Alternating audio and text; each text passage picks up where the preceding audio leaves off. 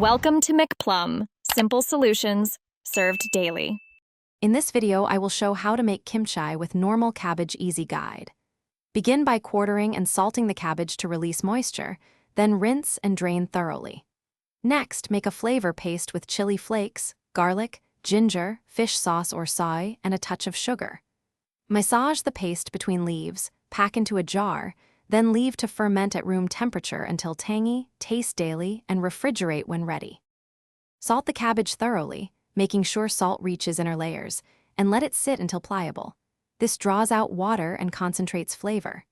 Rinse the cabbage well to remove extra salt and squeeze gently to drain. While cabbage rests, chop scallions and prepare any radish or carrot additions, then combine vegetables with your chili garlic paste. Ensure even coating so each bite ferments uniformly, then pack tightly into a clean jar for fermentation.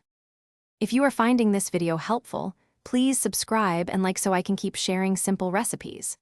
Quick recommendation: upgrade your clean game with the Shark AI Ultra Robot Vacuum for hands-free floor care, voice control, and smarter tidy-ups while kimchi ferments. It's perfect for busy cooks who hate crumbs. Check the description for the link and other deals, and now let's get back to the video. Make a bold paste by blending chili flakes, garlic, ginger, and a splash of water until smooth and spreadable. Stir in fish sauce or soy for savory depth, and a small amount of sugar to balance acidity and heat. Taste and adjust. The paste should not be watery but should cling to leaves. Massage the paste thoroughly into cabbage layers, ensuring full coverage before packing into jars for an even, flavorful ferment. Thanks for watching. Stay juicy and subscribe.